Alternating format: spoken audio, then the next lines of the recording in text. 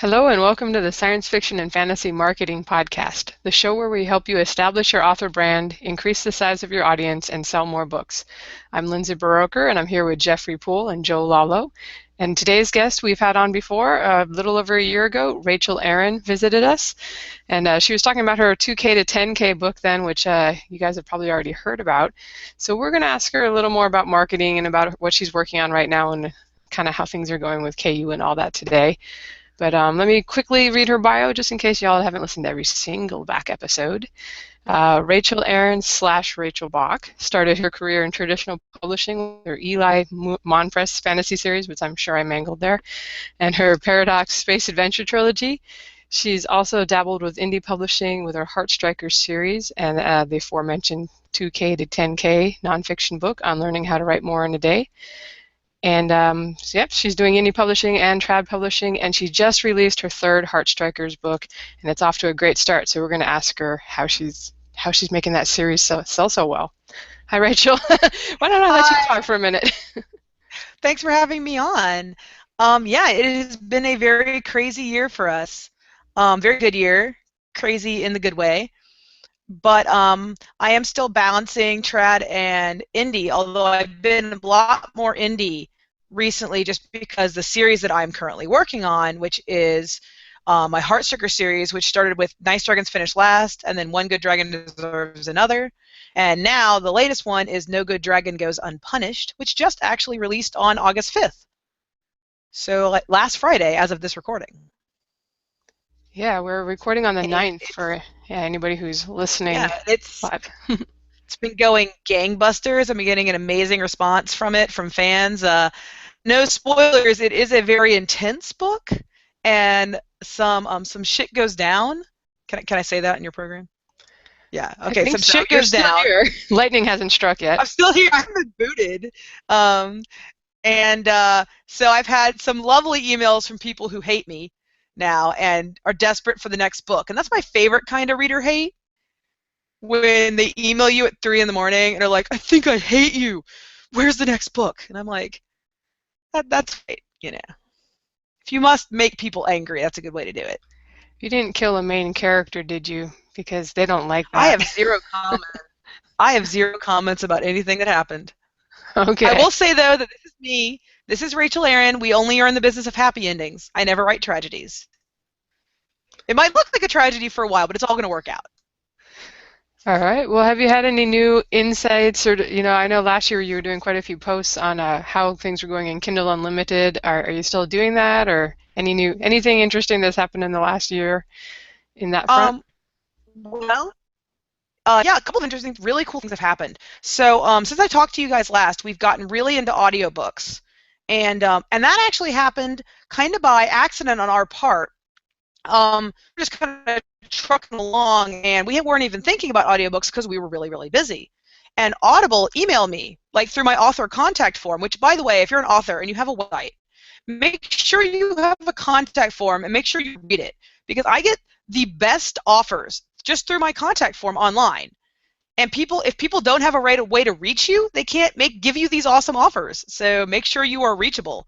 And you get a lot of weird Nigerian princes, but you also get legit things like this. And Audible, Steve Felder from Audible just emailed me and was like, would you like to make an audiobook with us? And I was like, sure. I mean, I'm not going to do it by myself, and why not? And so they paid me some money and they made an audiobook, and they got Vikas Adams to do it, who is amazing. He's my narrator, and he worked really intensely with me to get all the voices right, which, by the way, has never happened to me. He's the most hands-on narrator I've ever had, because all my other books are in audio through my traditional publisher, and they handled all of that, and I think I talked to each narrator maybe once.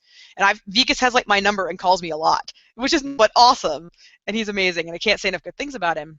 And he did a really phenomenal job, and it ended up being a giant success. And I was Audible made it their daily deal, and I was #1 on Audible for like a week and a half. It was ridiculous.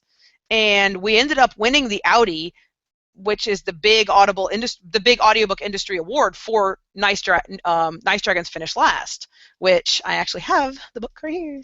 Ta-da! this book. And we beat, I mean, we beat John Scalzi, we beat all these other people like N.K. Jemisin, all these big traditional titles, and we won.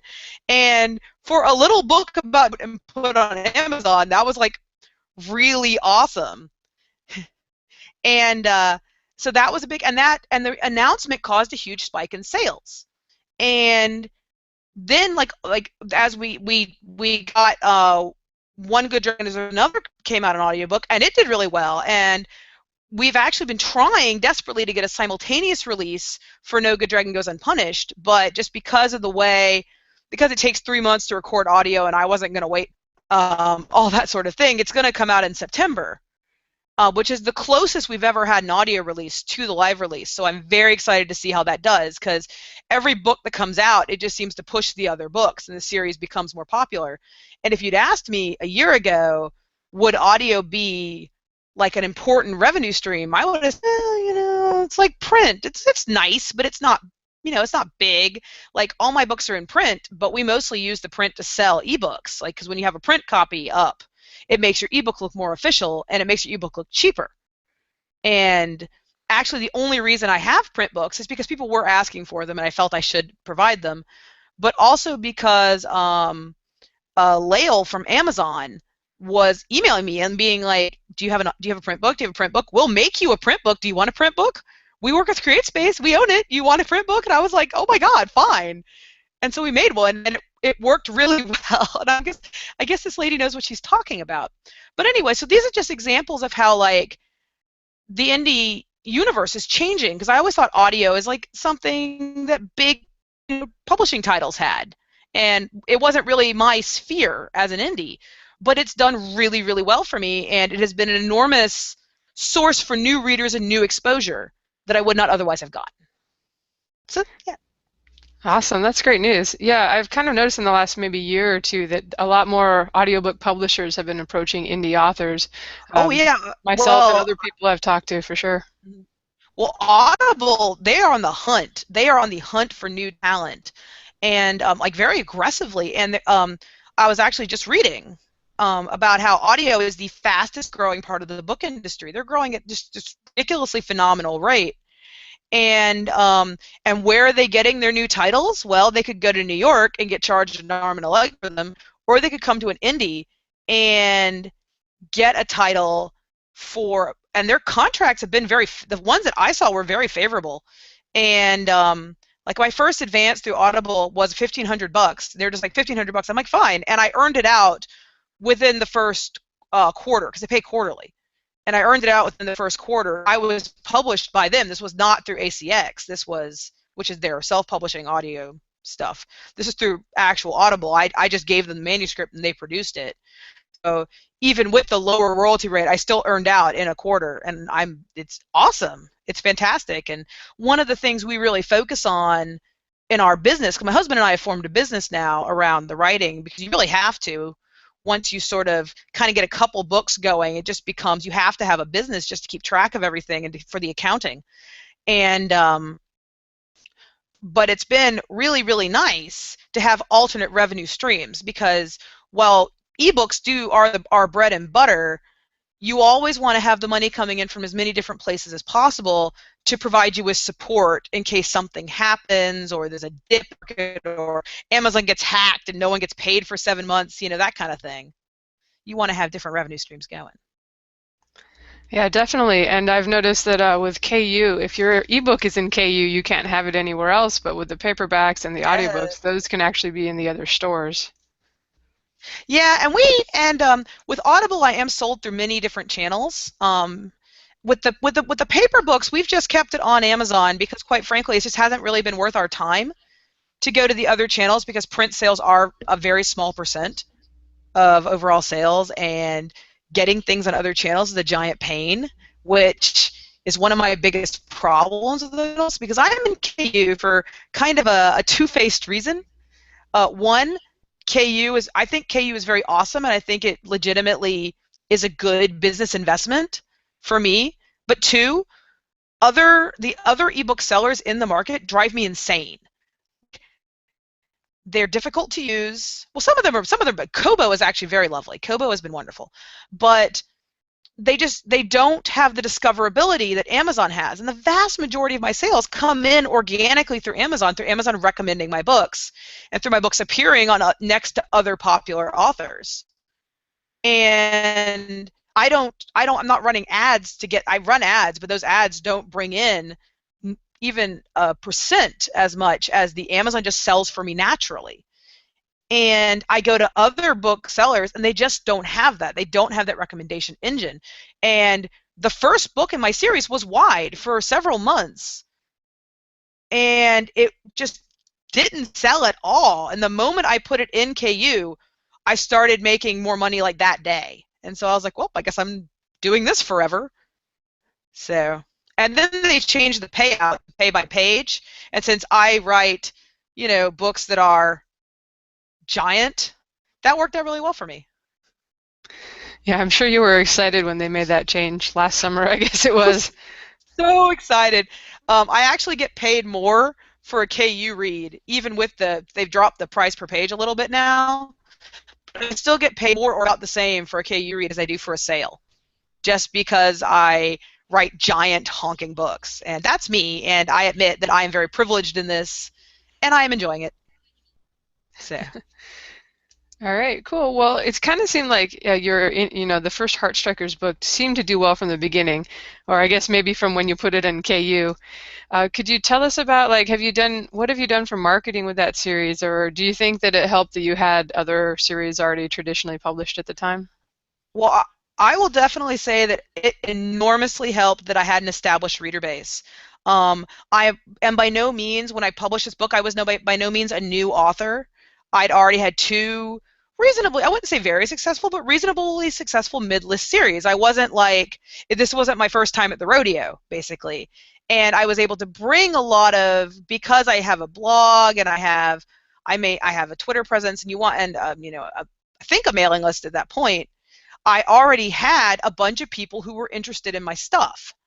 And when I said I'm publishing a new book and it's about dragons, they were like, that sounds cool, because they already knew me from my other series. And again, Amazon threw my books up, and my books appeared next to my old books. And so, and Amazon emailed people who bought my other titles and said, Rachel Aaron has a new title out. Do you want it? And they're like, yes. And so that's how a lot of these sales happened. And I was able to have a lot of success that I don't think I would have had if this had been my first book. And there's just no getting around the fact that life's a lot easier when you have 8 books out than it is on your very first book. Because way back in 2008, when my first Eli book came out, no one knew who I was. I was just, I had a little bit on a shelf. I think I actually got co-op, which is when they buy you the front part of the bookstore. I think I actually had co-op for 2 weeks on my very first book, but that was it. And everything else just happened organically. You just pick up good readers as people read your books and enjoy them, which is why quality is so important. Because as you go on in your career, the readers, your book buying kind of pool is your readership. It's the people who've read your stuff and liked it. And if you're not treating those people with respect and giving them things they want and that are high quality, they're not going to keep reading your stuff. And it doesn't matter what you do, it's just not going to be a success.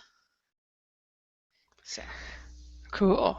All right. Well, we've had a few people on lately who have been talking about having a lot of success by writing to market and really picking one genre and kind of going with what's popular in that. You seem to kind of cross genre and maybe be in 2 or 3 different things where you could put it. Has that been a struggle at all, or do you have any advice for other authors who are writing stuff like that? I would say that I would definitely be making more money if I was perhaps a little less genre jumpy, but I've always kind of believed that you should write what you love. Write what excites you and sets you on fire, because why are we in this business? I can go make money anywhere. Before I became a full-time writer, I programmed CSS. I could have gone and gotten a $100,000 job programming CSS at a high level, or a real programming language, and going and doing that, since CSS is not compiled at all. It's just whatever. But anyway, I was a graphic designer. I was a CSSer. I had all sorts of opportunities in there, but I didn't want to do that. That was just my day job. I wanted to write the books I love, and while this is not at all to diss writers who write to market. It is a very successful strategy, and if that's your game, go for it, play it to the hilt. But for me, I just can't write something I'm not in love with, which is why I jumped genres, because that's the book I was in love with at the time. And I really feel that if you write what you love and you are that excited about that title, that excitement and that enthusiasm will shine through your text, and your readers will fall as in love with it as you are, because enthusiasm is contagious. And in fact, one of my favorite bits of praise that I get back from my readers and from reviews is that people can tell how much fun I'm having. And they're like, your books are so much fun to read because I can tell that you are just loving every second of this. And I am. And I feel that my quality of life is much higher because I don't force myself to write things I am not excited about just because I think they will make money. Because I actually have tried that. I have tried that, and I have failed every time, and it was a miserable waste of time and money and effort. So I just write what I want to now. And I am very lucky to have a very dedicated and forgiving readership that will follow me to all the weird places I take them. Awesome. Yeah, I've never had too much luck trying to write to market. And invariably, I get a chapter in and it becomes something weird and different. But yeah, I actually, hilariously, I love romance. I'm a giant romance reader, but I fail at writing it so hard. I've started like 4 romances. And great ideas for romances. I was super excited about them. And then they always just turned into sort of urban fantasy adventure. And it's like no one had sex because they had no time to have sex, as we were off exploring what it means to be a vampire. That kind of thing. And I'm just like, I am just really bad at this, and I should just go write what I'm good at and just read romance and leave it to the people whose great dream is to write romance and who love writing these stories that I apparently cannot write. And that made me really sad because, again, I am a giant romance fangirl and I read a lot of it. So the fact that I can't write it myself yet, I might still figure it out. But the fact that I can't write it myself yet is kind of my eternal sadness. all right, well, maybe someday we'll see a shirtless dragon on the cover of one of your books, and we'll know you've done it. All right, let me pass you to the guys for a few questions before we get back to a little more marketing stuff. Yep. All right. So I've got actually I've got your book up in the other window here, and you are ranking in the top 10 for cyberpunk, paranormal, and urban, and sword and sorcery. So I would call that straddling genres. Oh, yeah. Well, one of the reasons I went indie with this series actually is because it's so undefinable. Kind of my biggest problem in traditional publishing was that no one knew where to shelve me. Like my Eli Mom Press, my first fantasy series was epic fantasy written with urban pacing. It's this very fast, lively, quick, kind of good-hearted fantasy, kind of a throwback to the 90s fantasy that I grew up with. And all at the same time being very modern, very quick. This is not Game of Thrones. This is not plotting through multiple plot lines. This is a very quick-paced series that deals with a lot of, I would say, very modern issues. And people weren't really sure where that went because it was lighthearted, but then it got really serious. And I was also a giant anime fan, and there were a lot of anime tropes in there. So it was an odd little beast. And then I wrote Fortune's Pawn, which is my Paradox, my sci-fi series, under a different name, which my publisher was like, you got to switch your name because this new series is sci-fi, it has cursing and sex, and that got a very strong romantic subplot, but it's not really a romance.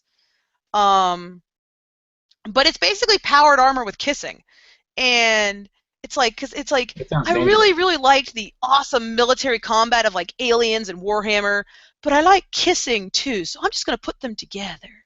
And it worked really well, and I have so many fans who are like, I have never read anything like this, I love it. But then I also had a lot of people being like, there's all this kissing in my sci-fi, what's going on? And they didn't know where to shelve me. Was I sci-fi? Was I romance?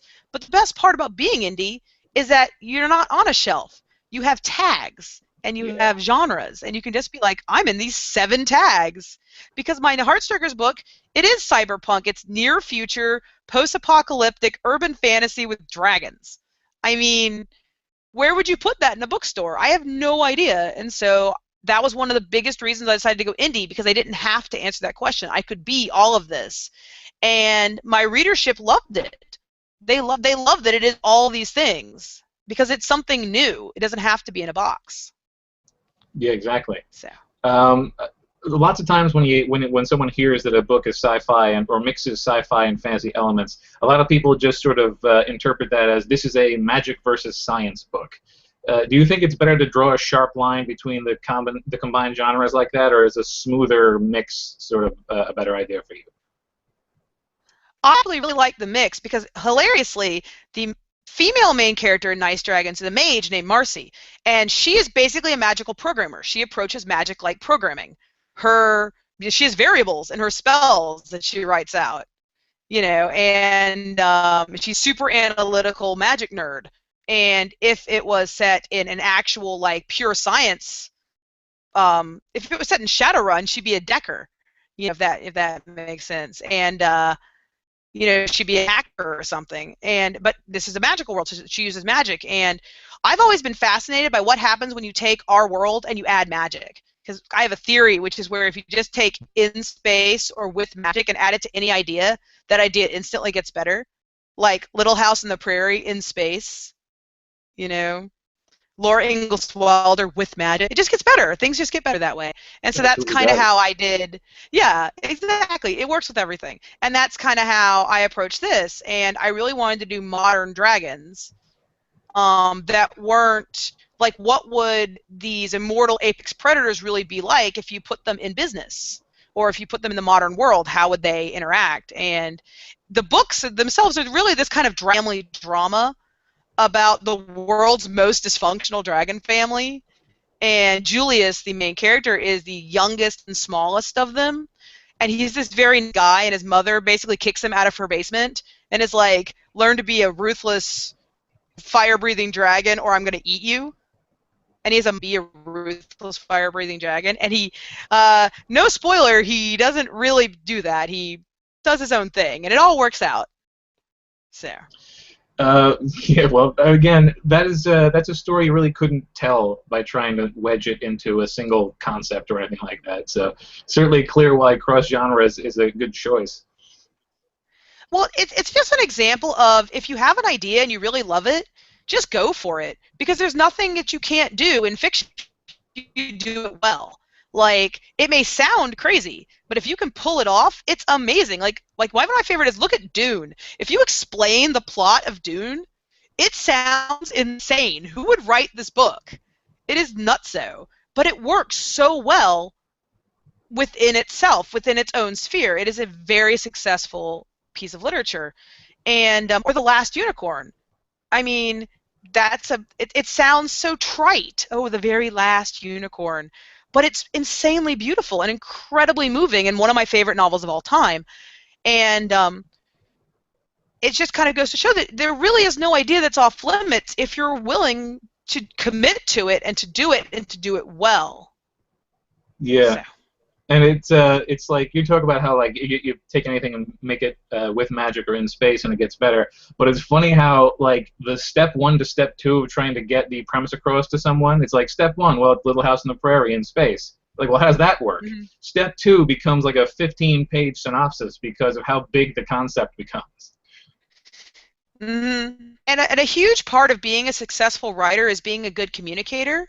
And I don't just mean that in like writing good sentences. I mean as in explaining complex concepts to people who have no idea what you're talking about. And that is one of the most difficult things for me as a sci-fi fantasy writer, is to take something that is a very complicated concept and to introduce it slowly and in ways that make sense.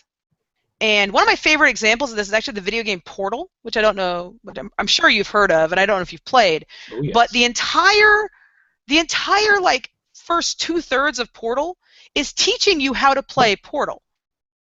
They're just giving you increasingly complex puzzles to teach you how to use this gun. And there's a moment in Portal when you suddenly realize exactly what you can do with this gun, and then it's like a world opens up, and that's what I try to do in my books.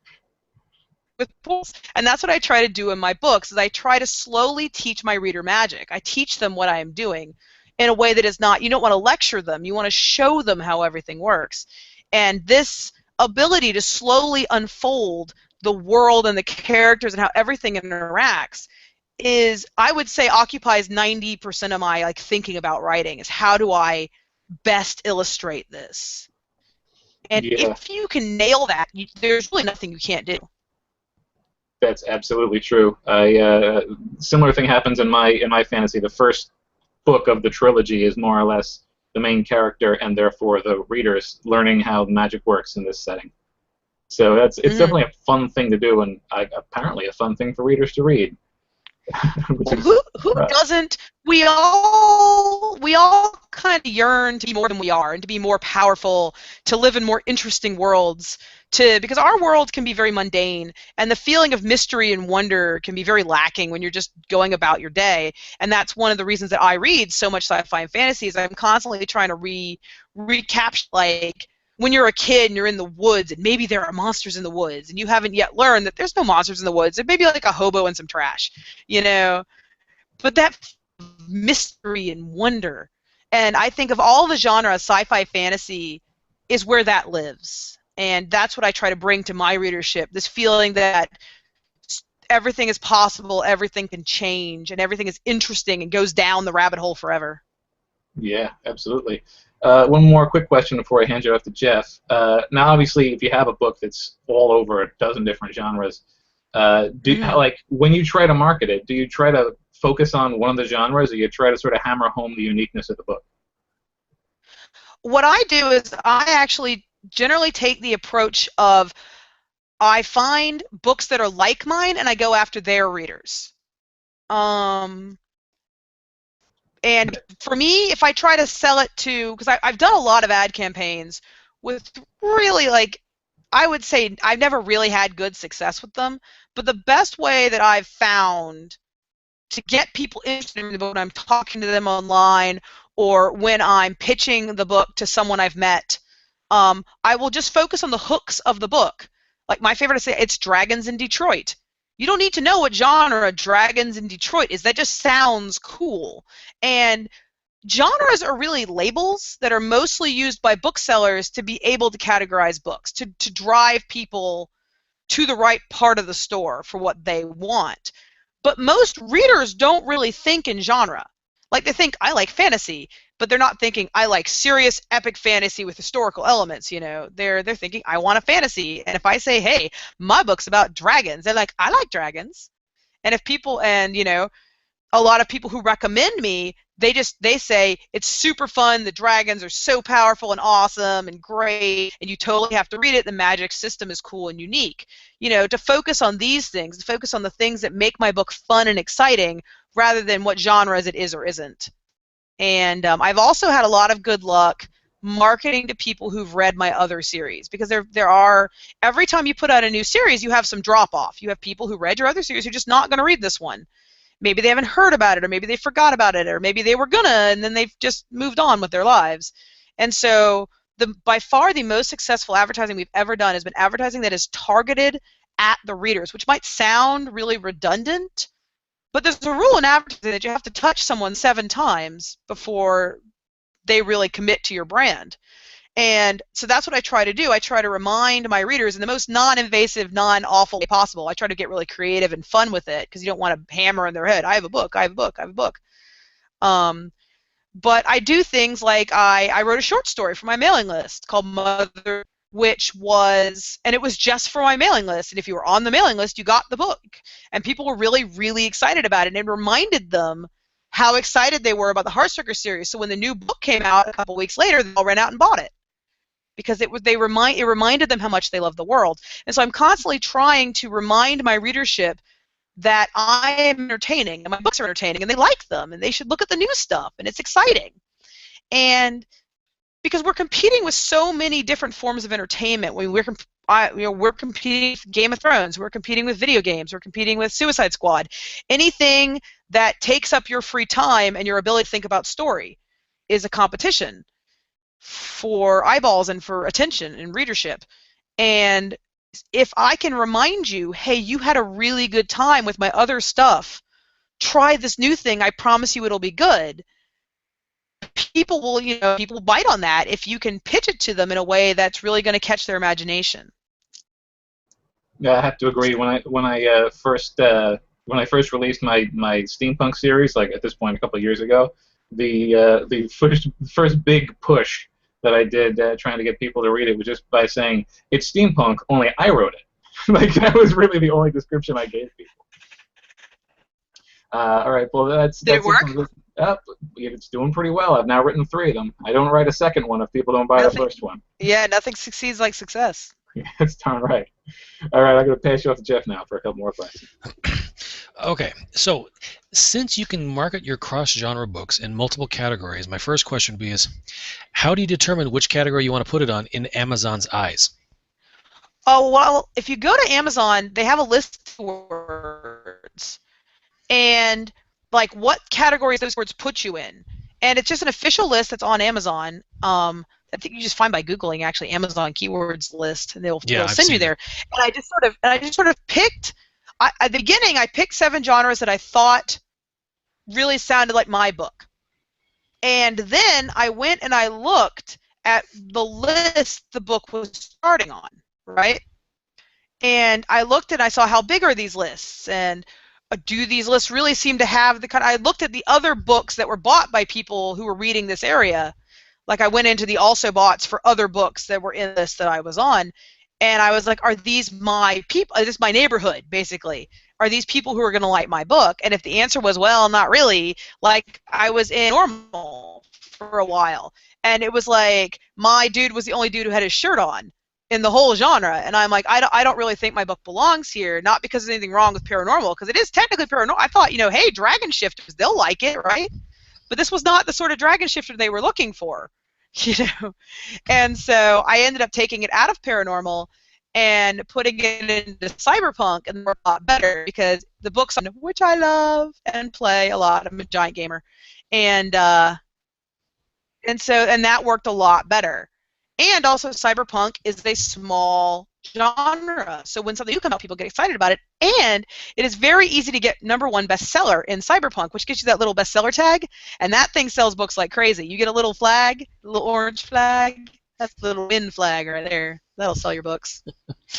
So once you set your keywords, set your genres, have you ever gone back to tinker with it, just to try and shake things up if you notice, like, say, it starts getting old and the sales start going down? I did a lot at the beginning. Like I tinkered with it a lot in the first 2 months, but then I kind of hit on a con I'm happy with, and now I'm afraid to touch it because it's just been it's just been floating along, doing so well. I'm just like I don't want to ruin anything. Leave it. It ain't broke, don't fix it. And exactly, and so that's kind of where and I highly suggest if things when I get a lot of emails from authors asking, oh, my sales are down, what do I do? And I'm always like, try changing your keywords. Maybe you're just in the wrong categories. Because when you change your keyword, you can get in a whole new category, which is an entirely new series of eyeballs to see your book for the first time. And that's kind of one of the things I really love about Amazon is it's so big. It is so huge. You're never out of readership. And I love that about KU, too, because the other great thing about the KU reader is I don't know how many of you have Netflix, but I have Netflix. I only have Netflix. I don't have cable or anything. And I have watched shows that I would never otherwise have watched because they were on Netflix and I was bored and it looked kind of neat. And I don't know for a fact, but I am 90% certain that I have a very large chunk of KU readership that reads my book that picked up my book, and it was the thing that was on KU and they didn't have to pay for it.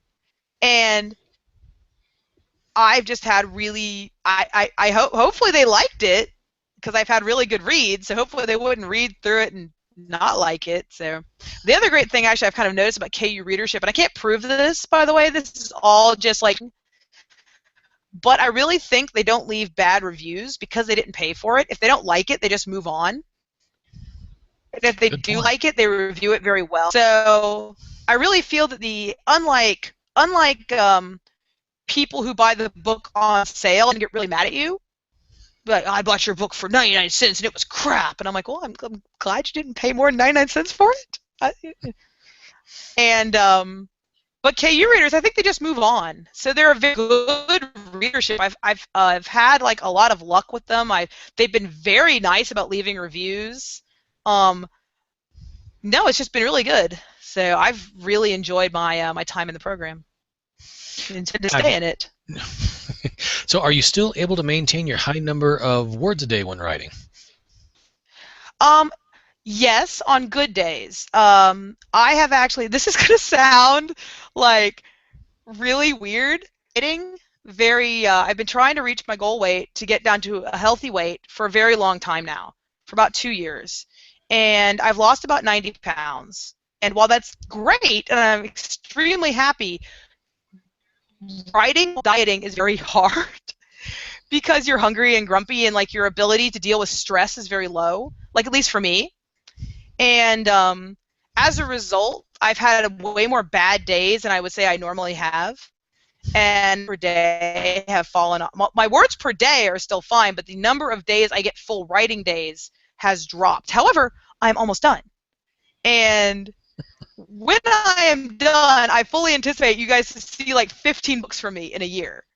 Because if I could just get out of this stupid, but this is just sort of, you know, one of those writing life kind of things. Because when you're writing as a career, it just kind of goes along with your life and whatever you're doing in your life. So we had a lot of disruption. We moved a mile down the road into a bigger house. My son started and finished kindergarten, which was very big, and just all this stuff happened. And my mother-in-law got a new boyfriend, and suddenly we didn't have a babysitter on the weekends, so we had to come up with more stuff to do on the weekends, which made us tired, so I took more Mondays off. And it's that kind of thing, you know, it's just life getting in the way, and when you're writing as a career, you got to figure out how to keep going, and this year I wasn't quite as good at that as I've been. But then again, we also formed a company, and we've gotten much more aggressive in our marketing, so we picked up a lot of work from going in from being traditional and just having to like spit out a book every 6 months and go back to my cave to having to be a businesswoman and having to manage a lot more stuff, and that does take time out of my writing. And it's been very, very well invested time. I've made a lot more money, and in fact enough that my husband was able to quit his job and join me full time, working on basically being my writing manager so I can write more. But yeah, it's just little things, just nibble. I gotta tell you, I am so happy that I discovered 2K to 10K when I did, because if I did not have it now, there would be no book. It would just be gone. The only reason that No Good Dragon Goes Unpunished is out pretty much on time is because on the days that I actually did get my good writing, I was writing those 10,000 words a day. So. I like hearing that your husband is pretty much, he's providing you with a distraction-free day, essentially. Trying to like, okay, you write, oh, yeah. I'll take care of everything else here. But well, we are a very high-functioning codependent unit, and it's really sweet because he loves that I'm a writer and he loves what I do, and we talk story all the time, and he loves business. He's very numbers. He's very analytical, very numbers oriented. Whereas I don't mind it, but it's not something I love to do. You know, like I can do it, but it's not like my passion. Whereas he cheats for fun. I mean, who does that?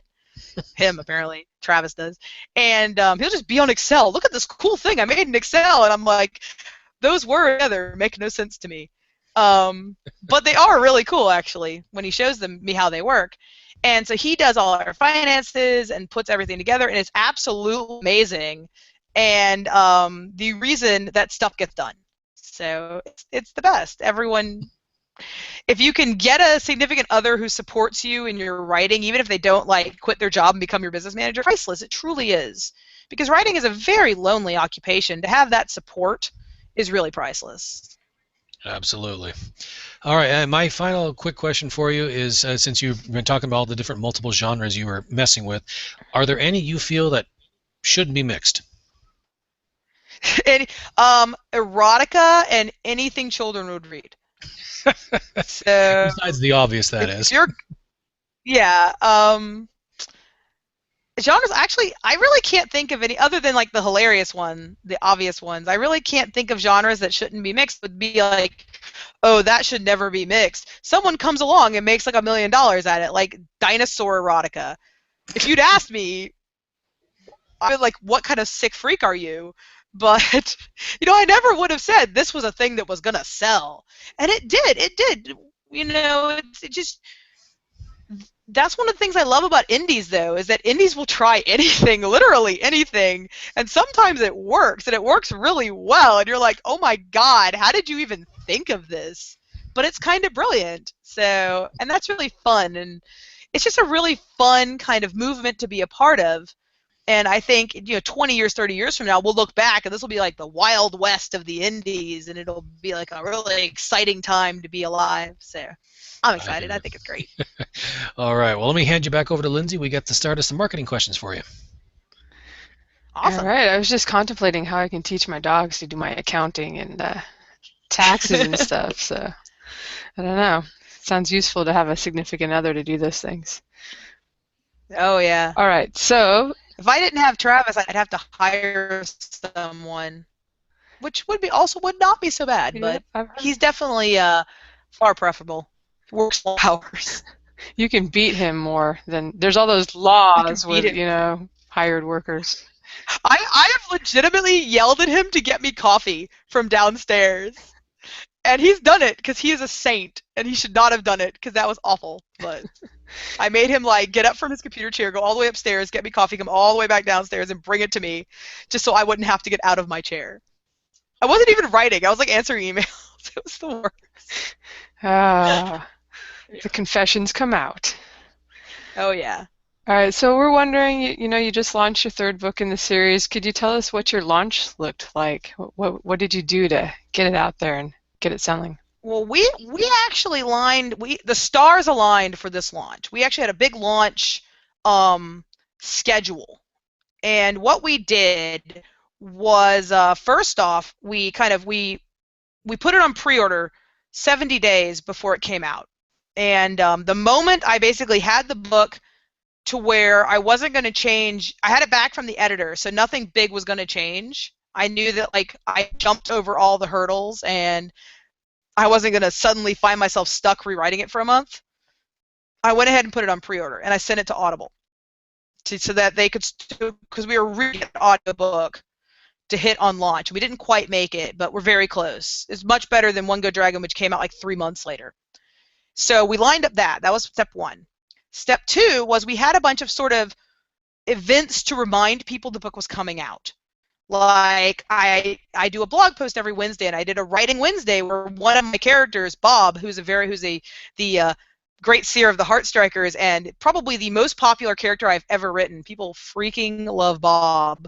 I had him basically in as an example of how to use dialogue, and it was a lot of kind of funny Heartstriker in-jokes. And people just loved it. They just ate it up. They thought it was the best. And so I basically used my character on my blog. We commissioned some fan art from a lady who'd done really amazing fan art for my other 2 books. Got her to make a special, we gave her the book early and got her to make a special picture for the book. And she was super excited to do that. And it's on my blog, actually. If you go to rachelaaron.net, click on blog, you can see it, and it's great. And it's like a scene from the new book. So that got people excited. I wrote a special short story just for my mailing list, and you could only get it if you signed up for the mailing list. So people signed up. We had huge record signups for the mailing list, because the mailing list, by the way, by far the most successful marketing tool I have. I sell more books to that mailing list than I do through any other avenue.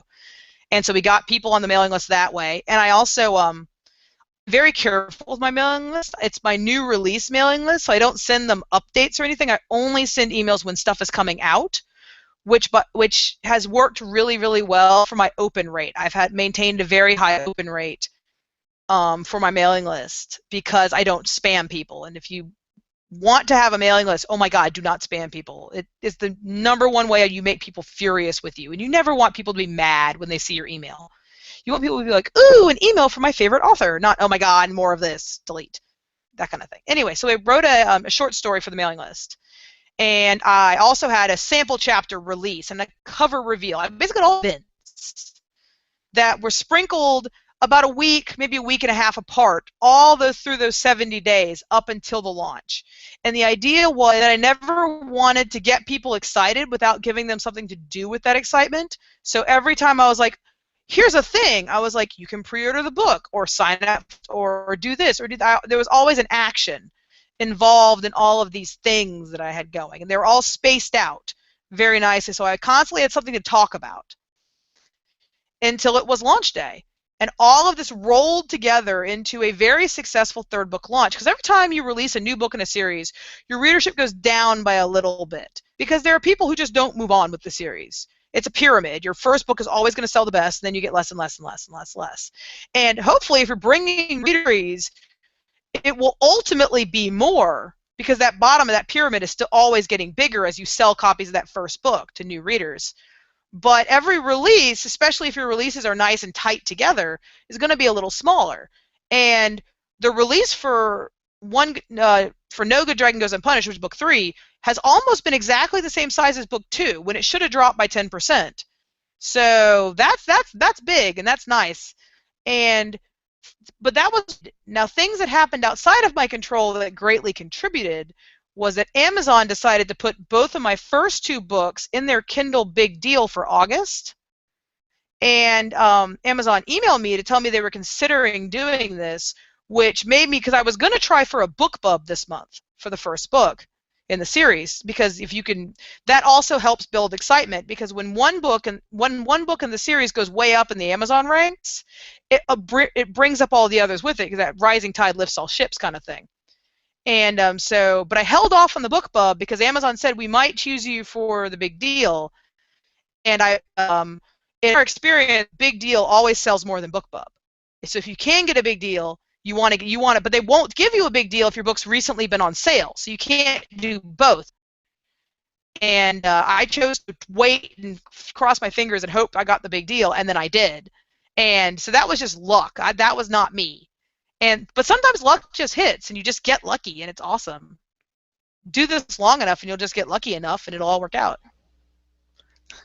But that was basically all wound up into a very big release. We also got the print edition lined up to come out on release day, which was huge, because the ebook looked like it was $9 cheaper than the print book, even though the ebook was exactly the same price as all the other ebooks. So it looked like a really good deal. That helped a lot too.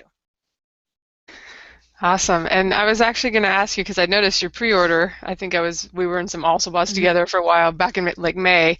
Do you think that, did you debate on doing that or not doing that based on the whole maybe you get a higher ranking if you get more sales the first launch week, or it being spread out? What were your thoughts there? We've gone back and forth a lot on the pre-order question. The thing about pre-orders is that you're not stealing sales, because they're sales you were going to make anyway, because the people who pre-order are your hardcore fans. They're the people who are going to buy the book no matter what. And it does rob from rank on release day, but it raises your rank for, in my case, almost in advance of release day. Well, 2 months and a week, raises you. And what that did was it raised all my other books as well. So while I didn't maybe go quite as high as I would have on release day, I had 2 months of elevated sales across all titles, which, by the way, were not on sale at that point. Because the third book came out, it went way up in the ranks because all the people pre-ordered it. And then new readers were seeing this book they'd never heard of with a really cool dragon on the cover, and they click on it, and they go, oh, it's the third in a series. The series is very highly rated. What's book 1? And they go and they buy book 1. What you did was you had a huge boost in sales across all of my titles, including actually my Eli titles, which are now also on sale, by the way. So if you want to buy those, they're on sale. But it just went. It was good news all around, and I got that for 2 months. And built a bunch of reader knowledge, because the problem is if you don't have your book on pre-order and you're doing all this stuff to get people excited about your launch, they have nothing to do with that excitement, which means they might move on. And you always, if you're going to invest money and time and effort in boosting your signal, people to have something to do with that. You want them to have an action they can take, a book to pre-order, or a KU title to save. I want to read that when it comes out. And if you don't have a pre-order, they literally have nothing to do, and that moment is lost. They forget and they move on. So for my money, I would say it is worth the trade-off. I probably would have ranked higher on my first day, but at a great sacrifice to my increased sales. So overall, I think I netted out. And I still made it to, I think my highest that I made to was like 123. I had to break the top 100 on a release day, but I was still excited. Yeah, not too shabby at all. And I'm kind of the same way with later books in a series. It seems like you might get more out of kind of being in that hot new release list if you can be there for up to 120 days. So totally understand. Do you think that influenced maybe Amazon wanting to come to you to offer you the big deal? Like seeing that pre-order and maybe looking, or other books yes. are $5 usually? Yes, I think that knowing that I was going to pre-order, that I had the pre-order in, because I got the Kindle Big Deal announcement within about a week of putting in the pre-order, of basically setting my release date in August. And I got that email, and that might have been coincidence, or it might have been, they were already thinking about it and they did pre-order and they're like, oh, that's good. Because I don't know how they pick who gets the big deal. I don't know like what alchemy goes into that. But it definitely seems to help if you're in KU, because you're an Amazon exclusive title and they like to kind of reward you to their program, which makes total sense. And so I definitely think that helped. I think the fact that I was doing a pre-order for a KU exclusive title, I think that helped. And all these things kind of helped. I've also had a lot of very good interactions with the Amazon people before. I've been the big deal a couple. And again, I don't really think that this is something that a lot of new authors can expect. I had been the big deal with my traditionally published titles, so I was kind of coming in with cred, if that makes sense. And I definitely did have a lot of standing already, which helped me enormously. But I don't think I'm not a giant bestseller. I'm not some big throwing my power around here. I'm just a mid-lister, and who has a nice little fan base and some titles, and I generally sell pretty okay. But when you're pretty okay, you do pretty well. I also I have a blog, and I get a lot of readership, and I think that helps. I think there's a lot of factors that go into the decision-making process. And when you are an author and whether you're just starting out or you have a couple titles, I think the best thing you can do is to be appreciative and to really kind of put forward a professional front to show that you're the sort of person who's going to use it, going to make the most of it, going to really make sure your fans know stuff is on sale. I think that really helps, because the more you act like a business partner, the more business comes your way. That sounded very wise. I think we should quote you on that. All right. Oh, you can speak more if you wish. I was just going to say that it's very sad, and I hate to be detrimental to other authors, but there can be a lack of professionalism in this industry, especially among indie authors. You have, authors behaving badly is kind of a trope, and if I had any advice to give to a new author, it would be, don't be that guy, don't be that girl. Don't be that person who throws a fit, or that person who badmouths and trashes Amazon all over their blog because they didn't do something you liked. Obviously, if you have a grievance and you feel that something significant has happened, don't hold it to yourself. You don't have to feel silenced. But there's a big difference between feeling silenced and just badmouthing your business partners and not acting in a professional manner, or badmouthing your publisher. Yes, we are independent artists, and it's very important, and freedom of speech is very important, but you also have to remember that we are in a business relationship to sell books, and you want to look out for your own interests, and you want to protect your own business, but you also want to be a good business partner and be fair and be, to really think about how can we sell these books, not how can I take advantage of you. And when you enter your business interactions in a, hey, we're a team now, let's sell a lot of books, a lot of publishers and Amazon sellers are more than happy to work with you if you go to them and say, how can I help you sell a lot of books? How can we work together to be successful? And to not act as a me versus you. I'm going to sell my books and you're going to sell them, but to be like, let's be pair, let's work together. What have you got? What tools do you have, and how can I use them best? To be professional, really, to treat this like a business and to treat Amazon and your publishers as partners, not as big behemoths you are clinging to the back of, angrily biting,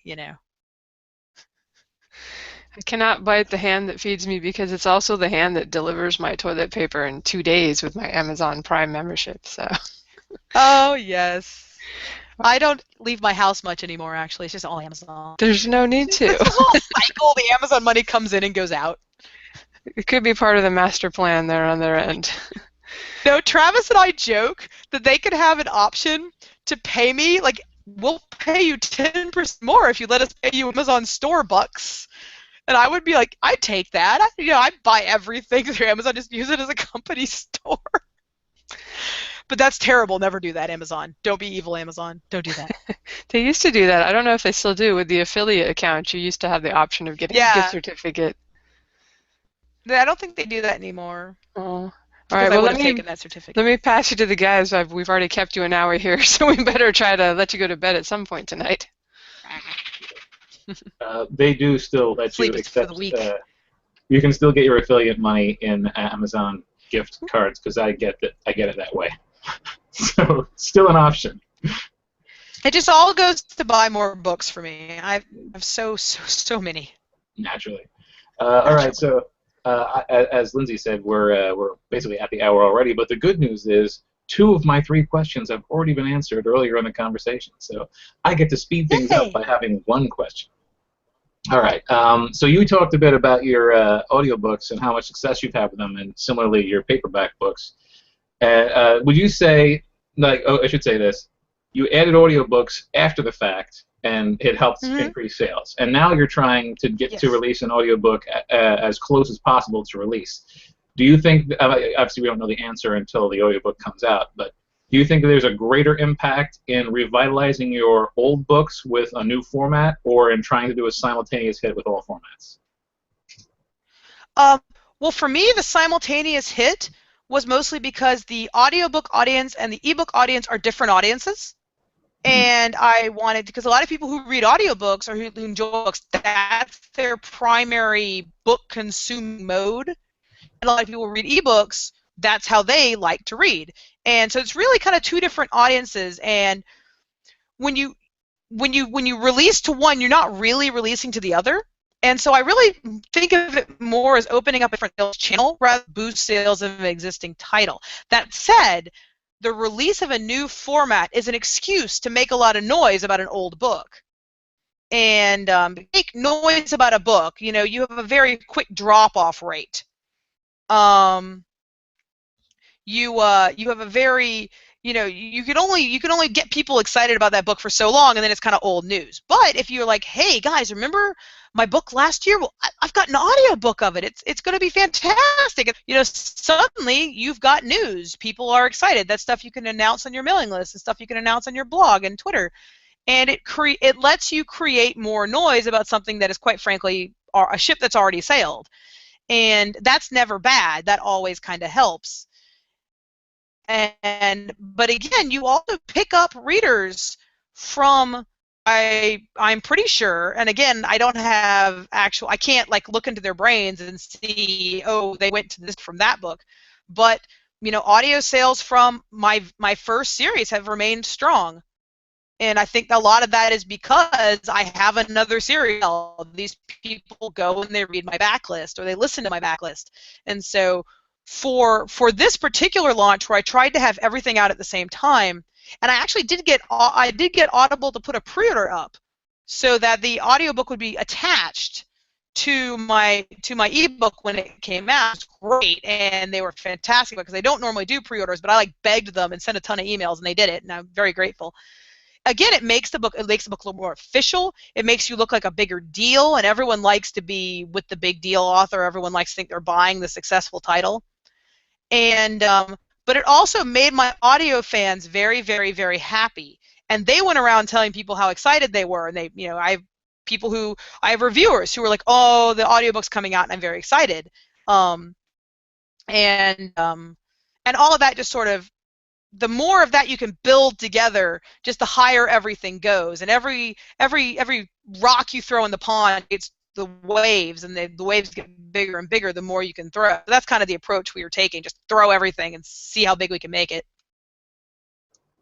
Yep, I've seen a fair amount of success with that, and by the same token, I recently released an audiobook, and it was indeed an excellent excuse to remind people about that release and to share all of the fan art I've gotten regarding that release since it came out. So it was a great way to get talk going again. Yeah, and I think that's kind of, in terms of my ebooks, that's the number one thing these new formats are best for, because I found that really having a paperback doesn't really sell more ebooks. Having an audiobook doesn't really sell. They don't really cross. A lot of my people who buy my paperbacks are people who already own the ebook and just want a hard copy. And a lot of people who are my authors, they're not interested in the ebook. They want the audio experience, which is why they're on Audible. And so, but the point is, when you combine them all together and you look at that Amazon page and you see all these different formats, it just makes the book look more legitimate, look more successful. And especially when you're an indie, that's really important. Everywhere you can build that legitimacy is super important. You want, when that person comes to your page for the first time and they look at your book, you want to look like a real title, like a real legit. You don't even want them to ask, is this self-published? You just want them to go, ooh, what a cool book, and buy it. Absolutely. So, well, again, that covers my questions, so we'll hand you off to Jeff, and he'll finish things up for us. Okay, like Joe, one of mine has been asked already, or answered already, so I've got two for you. Are there any Kindle Unlimited promotions or gimmicks that you're particularly fond of? Is there anything you'd wish that Amazon would do for your KU titles that you already have in place for your non-KU titles? That's a tough one. I really do wish that Amazon would give us a better way to promote Kindle Unlimited within the Kindle itself. Like, I would really love to say, hey, these books are all free on Kindle Unlimited, and to have a link in my book that would let them just go and sign up for it. And to get some kind of kickback from Amazon, some sort of affiliates thing, that would be great. Because one of my biggest complaints, actually, about ebooks is that I can't put links in them that frickin' work. You know, I am on your Kindle. I should be able to put a link in the Kindle that they can click, and it will take them to the Kindle storefront of my book, and they can just buy it on their Kindle right then. But no, it takes them to that stupid Kindle browser that I hate and is terrible. And it just doesn't make sense why we can't bridge this technology gap, Amazon. We have the technology. Let's do it. Exactly. I'm pretty sure they have frickin' Amazon Terminators working in their warehouses, and they can't do this. Of course they do. They're the ones that scour the internet looking for your KU titles elsewhere, and they do a damn good job of it. And I actually do not have a problem with the exclusivity. I think it makes a lot of sense, because they're basically paying me they're paying me so they can give my book for free to people. And when my customer has to pay basically nothing, and I get paid the same as a sale, that's a great. I'll press that button all day, every day. And what I like to do is I like to say, hey, you can read my book for free on KU to people, and kind of promo it that way, because people get very excited when they hear that, oh, you can read your book for free, and there's all this other title, sweet, and then they pay $9.99, so it's not free, but they never seem to make that connection, you know. And we love subscriptions. No. And I actually have a blog post called called Why KU is going to Make Amazon a Lot of Money, and Maybe Us Too, I think is what it's called. And it's all about the math of just doing the math of KU, and how nice it is, and why Amazon's putting all this effort into it, because there's a lot of money to be made in KU, and I want part of that pie. And especially when all the other places I could sell my books have just been so freaking bad at selling my books. I'm like, I could go do all this work to do your work for you of selling my book, or I could give my book exclusive to Amazon, and they do a fantastic job of selling it, and all I have to do is what I've been doing with my author promotion. Like, I hate that basically Barnes & Noble and Apple expect me to do their work for them. No, you're the bookseller. Sell my book. That's why I give you 30%. Do it, And I especially hate Google Play Store, because they can make your book free without asking you. They'll just do it, and there's nothing. And then Amazon will price match, and then suddenly you're out for the month. You can't make them change it. You have to take your title down and re-upload it, and I find that unconscionable. They can destroy my income stream. I will never ever put anything on Google Play. And I was at Romantic Times this year, and the Google Play people were there, and I got up in their face. I was like, really? And the poor lady at the Google booth had no idea what I was talking about, and she passed my email on to one of their managers, and a note to her to send someone to a publishing convention, have them know something about publishing and your services for publishing. Don't just send your intern or whatever. Amazon was there with like their full team, and Google's just like sent the secretary. It was the worst thing ever. And but they did email me back, and they're basically like, yes, we do this. No, we don't intend to stop. And I was like, well, bye. You're never getting my business. See you. Which is sad, because I love Google and everything else, every other part of my life. But in publishing, they're example. It really kind of comes down to opportunity cost. And for me, the opportunity cost of not being in KU vastly outweighs the opportunity cost of being in it. And until that math changes, I don't see myself leaving. So what are your thoughts on permafree? I mean, for any of your non-KU titles, do you still see the value of offering a series starter for no charge? I don't think I'm ever going to offer a title for free.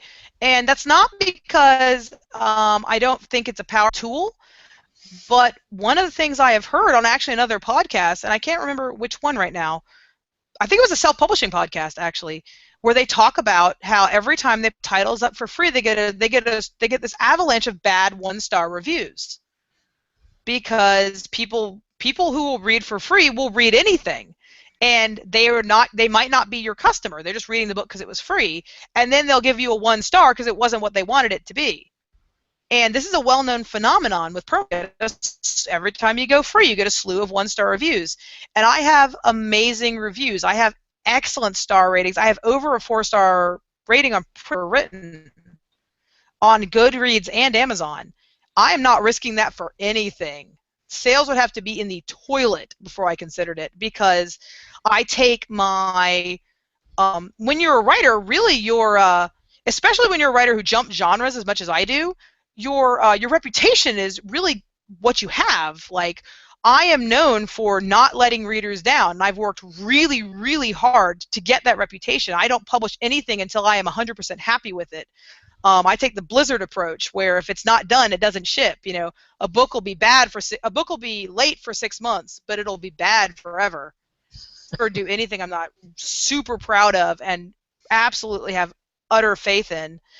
And as a result, I have very good reviews because I work really hard to make good books.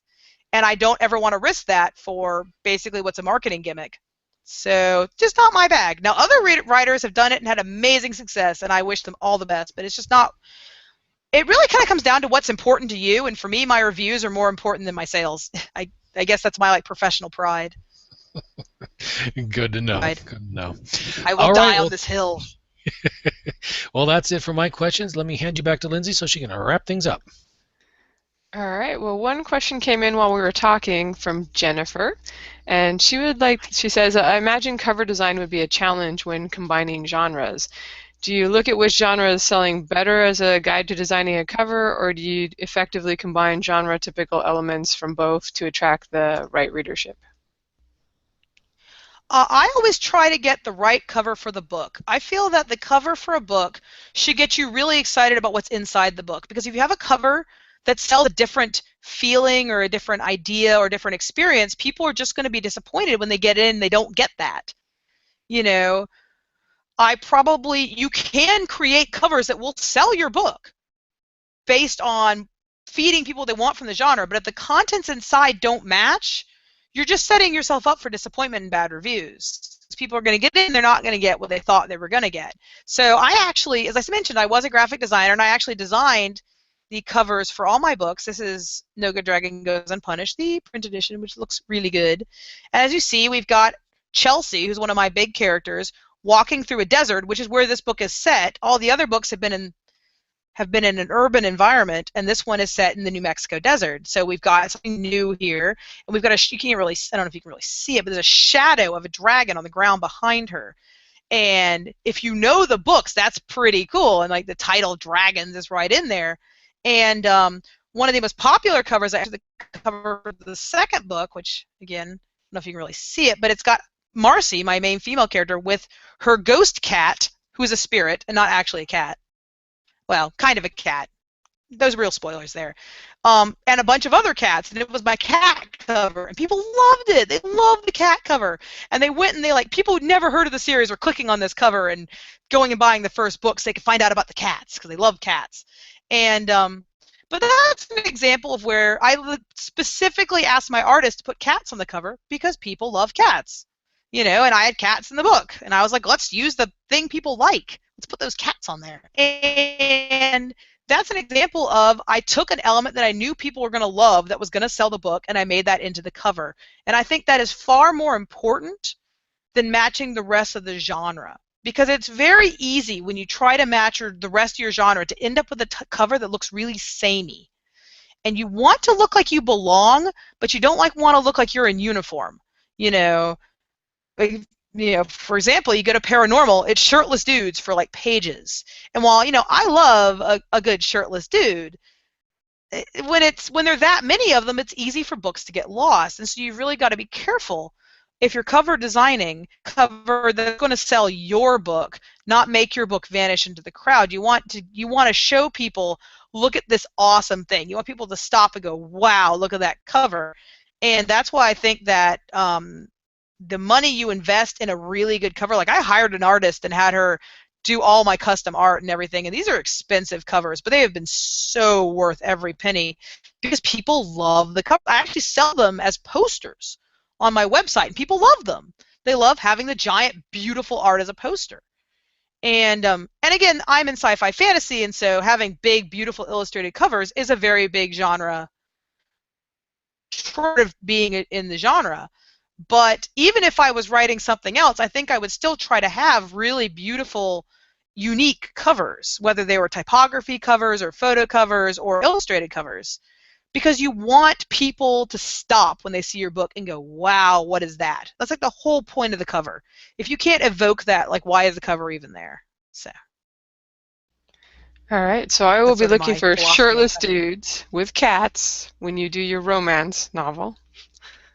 It's gonna be all. I was actually seriously considering writing kind of a chick lit romance, cozy mystery romance magical series called A Little Meowgic, and it was gonna be about a lady with a ton of cats who was a witch and solved mysteries.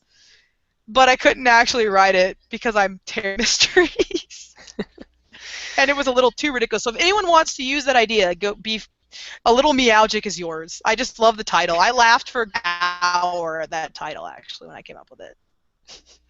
But, all right, awesome. Well, as someone who struggles with titles, I would love to have just enjoyable ones that entertain me pop out of nowhere. I look forward to reading. I look forward to reading your rendition of A Little Meowgic. All right. My Lindsay Brooker. It'll have a shirtless dude on the front, so I know it sells. It would probably sell very well, actually. All right. Well, let's. Why don't you tell us? I'd read it. You just published your last book, so you're probably taking a break. But do you have any forthcoming projects or anything you want to tell people about? Nope, no breaks. I am actually writing the 4th dragon book as we speak, which will most likely be titled A Dragon of a Different Color. And I had originally planned for this series to be 5 books, and then I was like, well, it'll probably be 4 books, but now that I'm actually writing the 4th book, there is zero way, even with the giant behemoth books that I write, that this will fit into 1 more book. So we're probably going to be 2 now. So 5-book series, hooray. And But I am working on that now, and I'm really, really hoping to get it wrapped up by the end of the year. I'm also doing some contract work for New York, which is mostly done, but has been taking up a lot of my time. But that's a whole. I actually have. If you're interested in contract work, I actually have a post on it on the blog, which is rachelaaron.net, and you just click on blog, and all my stuff is there. I do business posts and writing posts and anything you want to see, numbers, you want to see my writing philosophy, you want to see how I wrote 10,000 words, that's where it all is, and it's all free, so go look at it. But yeah, that's pretty much what I've been doing, is I've just been trying to get these Dragons books out as fast as possible, because I have a lot of other stuff I want to write, and I'm really tired of taking like 6 to 9 months to write a book. This is ridiculous. I'm not doing this anymore. We're go, go, go. So. Awesome. Well, I hope it goes well and you have a great year. Write those 15 books that you have planned. And yeah, if I can just avoid moving or getting sick or having to take a child to kindergarten again, I think I'll be good. He's in 1st grade now. He is loving it. We're smooth sailing. So hopefully, fingers crossed, writing will actually get done. Huh? Yeah, I am. All right. Well, thank you so much for joining us today, and thanks for listening, everyone. This is episode 93. If you want to come by the site and leave a comment, marketingsff.com, and I'll put in the links to Rachel's site, and if I can find the fan art, I'll show that off too. Sounds it's on cool. it should be the latest post right now. So. All right. Sounds it's good. It's really pretty. I loved it. Thanks for stopping by again, Rachel. We appreciate it. Thanks, everyone. Thank you so much for having me. I had a really good time. Bye-bye, everybody. See ya.